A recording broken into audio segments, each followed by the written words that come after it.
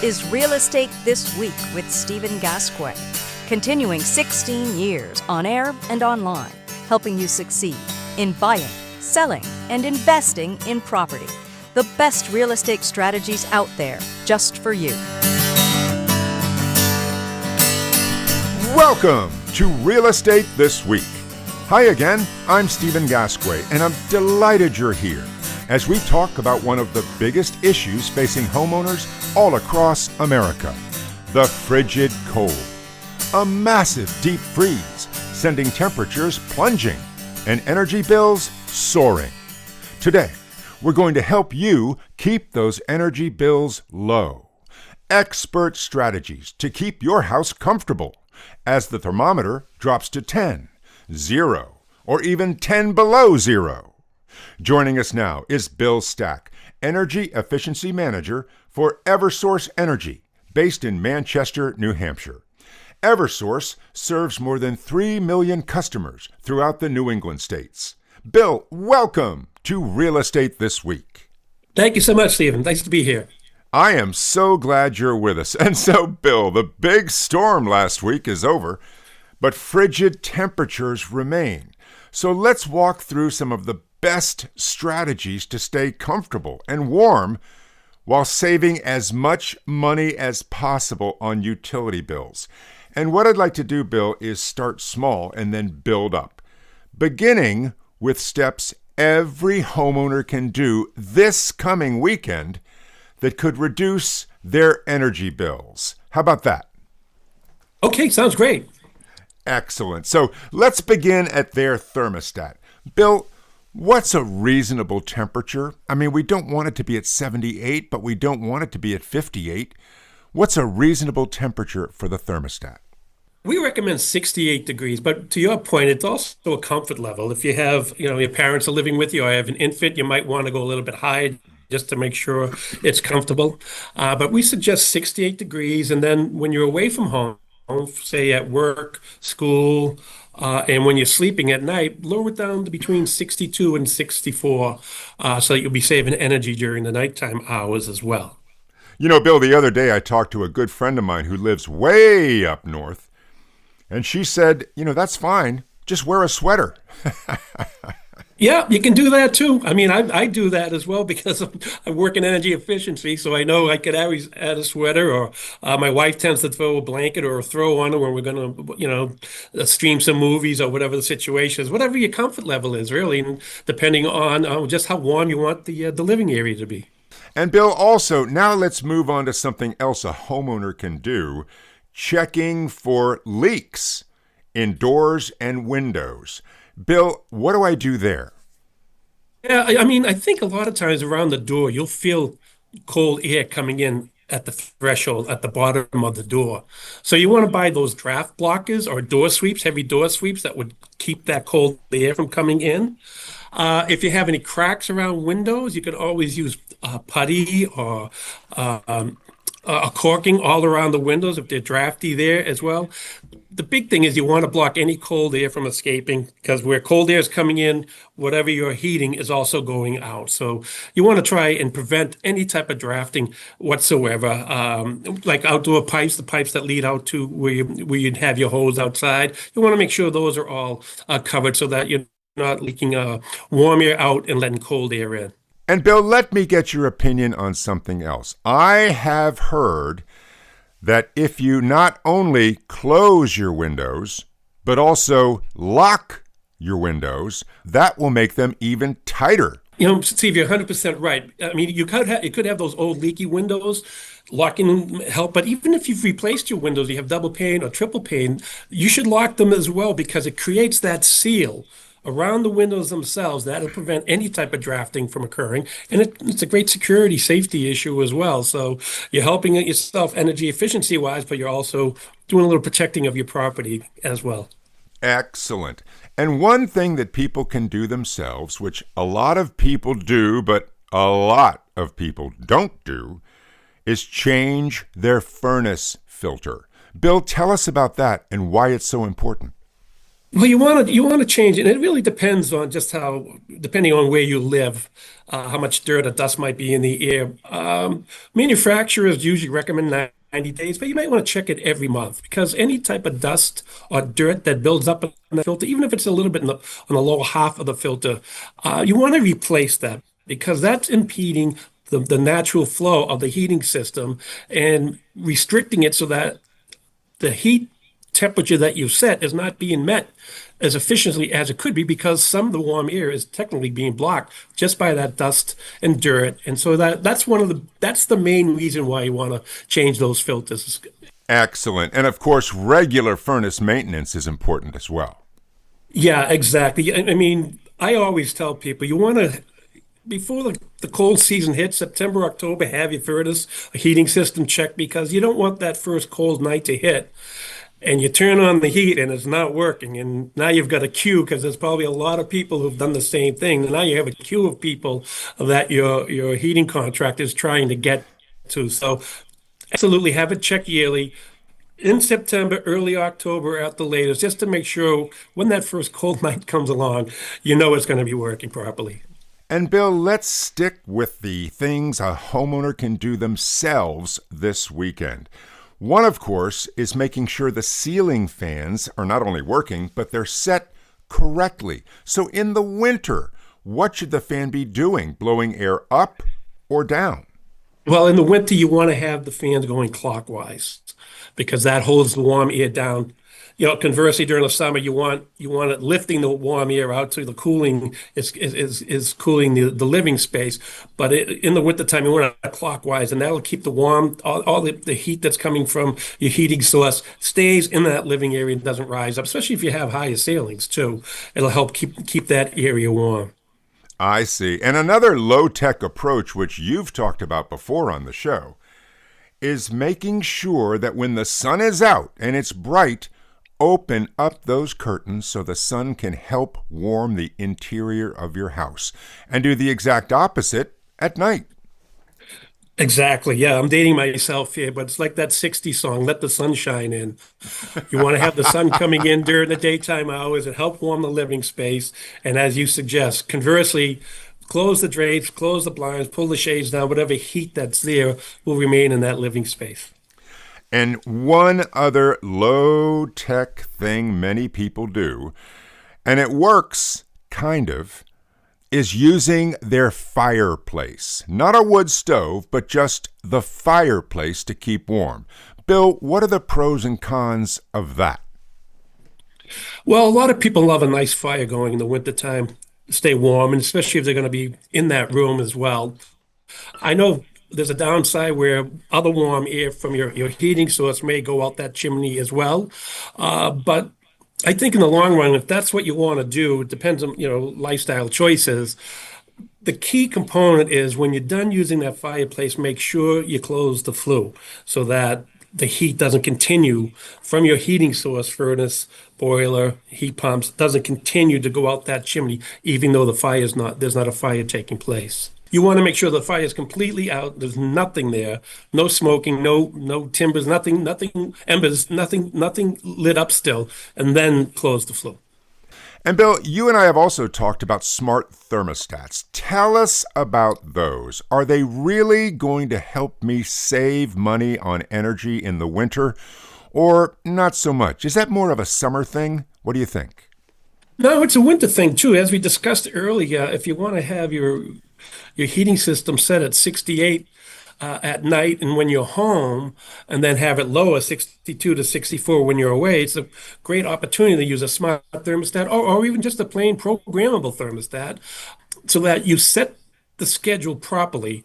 So it'll lower automatically by itself and it'll raise the temperature by itself. So for example, 11 o'clock at night, it lowers the temperature while everyone's sleeping, 6 a.m. It goes back up to 68 so people are comfortable as they get ready for the day. And then if you go out of the house, everyone's out by 9. At 9 o'clock, you can bring it 9 a.m. You can bring it back down to a lower temperature when no one's in the home. And then it kicks on before everybody comes home. So you're saving energy on those intervals of where nobody's in the house or if you're sleeping. And a smart thermostat can help you set that schedule. And Bill, now let's ramp up to things beyond what a normal homeowner can do into what a professional might be able to do to help button up your house and make it really energy efficient. Beginning with replacing or improving your insulation. Tell us about that. Yeah, insulation is the number one way you can save the most on your heating and cooling, by the way, during the summer by making sure your house is properly insulated. So many homes in the New England area and across the country were built before zoning regulations, enforced certain amounts of insulation, both in the walls and in the attics. And we often find customers who weren't even aware that they didn't have wall insulation. So we have a great program where, depending on your income level, we can assess your insulation levels, give you an idea as a scope of work as to what needs to be done. And the program here in Massachusetts, Mass Save, will cover 100% of the cost of that, depending on your income, and at a minimum cover 75% of the cost of it. So at a minimum, 75% of the insulation we recommend that you add will be covered by the program. And depending again on your income level, 100% would be covered. And by putting the right levels of insulation in your home, you can save up to 15% on your heating bill during the winter months. And there's a Wow. old energy efficiency adage, Stephen, that a house that's not properly insulated is like leaving a window open all winter. And so we remind our customers about this when we're trying to make sure that they get their residents properly insulated. Oh, Bill, that is great information. And we should remind everybody listening to this that Bill is located in New England with Eversource. And wherever in the United States you live, you can call your local utility and find out if there are credits or programs that will help you insulate your home or make other improvements. And so, Bill, one more thing I'd like to ask you about on the professional level is replacing old windows. Does that really matter? I mean, a lot of the older windows have the storm windows as part of the whole assembly.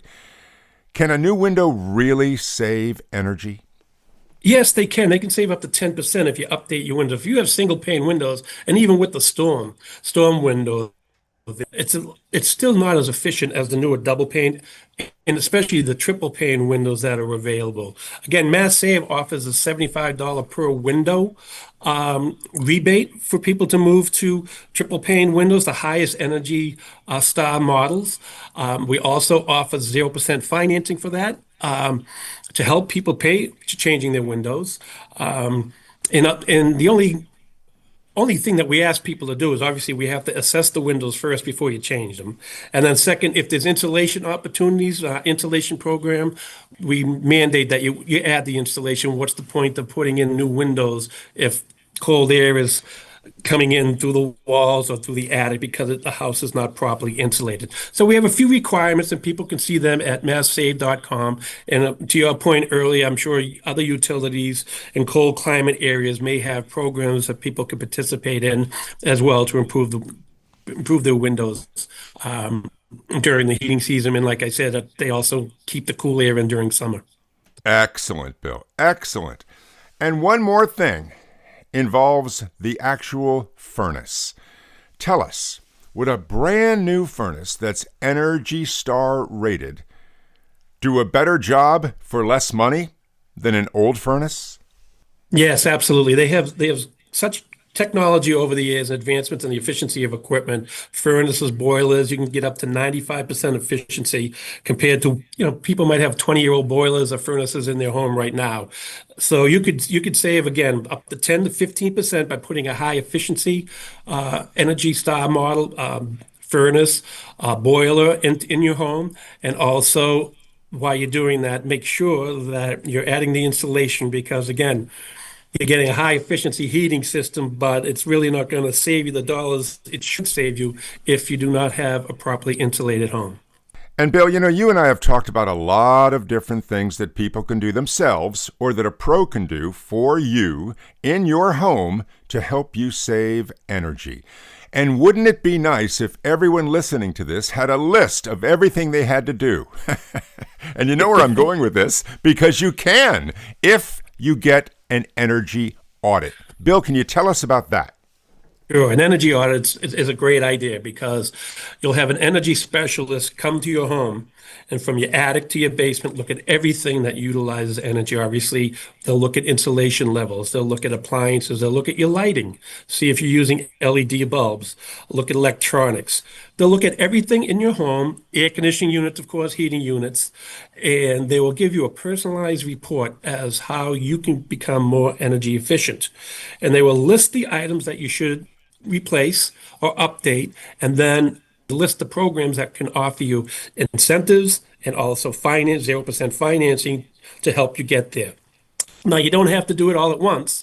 It just gives you a general idea as make these improvements, become more energy efficient, take control of your energy usage and energy costs, and then step by step follow the personalized plan that is presented to you at the end of the assessment, and you'll start saving on energy use. So, Bill, these aren't free, though. The energy audits cost some money, correct? Well, no, in Massachusetts, they're called no-cost energy assessments, audits, if you will, because every utility, residential and commercial, they pay a small fee each month into this energy efficiency fund. So those fund the no cost. So there's no money up front to participate in a home energy assessment or a commercial assessment because you've already paid into the plan. Now it's the chance to take advantage of it, get that personalized report, and then take the steps you need to take or suggested that you take to become more energy efficient. And no matter where you live in America, you can call your utility, once again, and ask, do you do energy audits and can I get one, right? Yeah, absolutely. And sometimes if you can visit their website, they may have it laid right out and you get a better idea what exactly you're going to receive for cost, recommendations, insulation programs, window programs, all that type of stuff. And same thing, they may have a Mass Save program, they may have a statewide program where you can participate, from in Massachusetts, from the Berkshires to the Cape. The program mirrors each other. Everyone qualifies for the Mass Save program in those areas, unless they live in a municipal lighting or heating area. I see. I see. And Bill, there's something else I wanted to ask you in terms of the energy audit.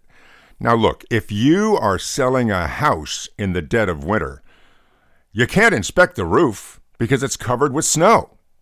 So can you get an energy audit in the middle of winter when the house is completely buried in snow? Or do you have to wait for spring or not? No, you can get them in the wintertime. We still have people signing up. They may not save this winter, but they'll save for cooling in the summer, and then they'll be all set for next year. The looking at the roof aspect of it, we'll be inside the house. We'll see the attic from the inside to see what insulation levels are in the attic. We can take a look. Speaking of the snow, if snow's melting off the roof with these cold temperatures, that's telling you heat's already escaping from. So we'll get an idea. It's the heat's already escaping. That chances are you need insulation in your attic. But we can also see if you need it in the walls and get just to get a great idea. The other thing we utilize too during these assessments is passive infrared detectors. So we can stand outside the house and see where warm air is coming out. And then conversely, walk through the house and see where cold air is coming in. So we get a better perspective as to just where the cold air comes in and where the warm air is escaping. And that's where you probably need the insulation. Like I said, in these older homes here in New England and Massachusetts, it's usually wall insulation that's not up to the standard or up to the codes nowadays.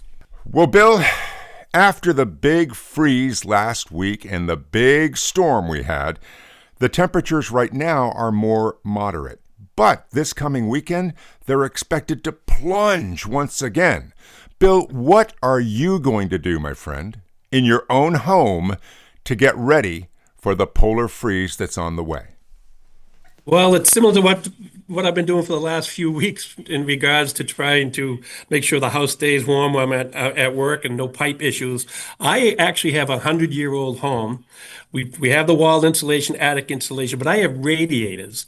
So I have decorative radiator covers, so I move those aside so that the radiators can fully radiate throughout. And people should check too in their homes if they have vents to make sure no rugs or furniture block them, baseboards, they're not being blocked by drapes or, again, furniture. You want to make sure whatever you're using for delivery of the heating system, vents, baseboards, radiators, you want to make sure they're free of debris, they're not being blocked, they're able to send the heat out, flow naturally, so that you get the highest efficiency out of the heating system, number one, and you make sure that the living area is also at a temperature where you not have to worry about pipes freezing.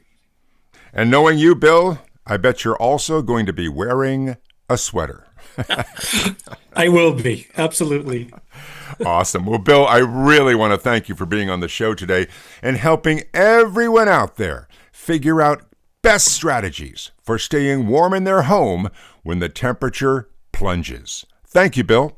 Well, thank you, Steve, and thank you for having me today. You're very welcome. Bill Stack, Energy Efficiency Manager for Eversource Energy, based in Manchester, New Hampshire. Eversource serves more than 3 million customers throughout the New England states. Next time on Real Estate This Week, your romantic home. We'll talk to an interior designer about how you can fill your house and your heart with love this Valentine's Day. Your romantic home is next on Real Estate This Week. And until then, I'm Stephen Gasque, and thank you for listening. A brand new episode of Real Estate This Week with Stephen Gasque drops every Thursday, everywhere. And you're invited to listen, subscribe, and follow us. Just look for Real Estate This Week with Stephen Gasque. The best real estate strategies out there, just for you.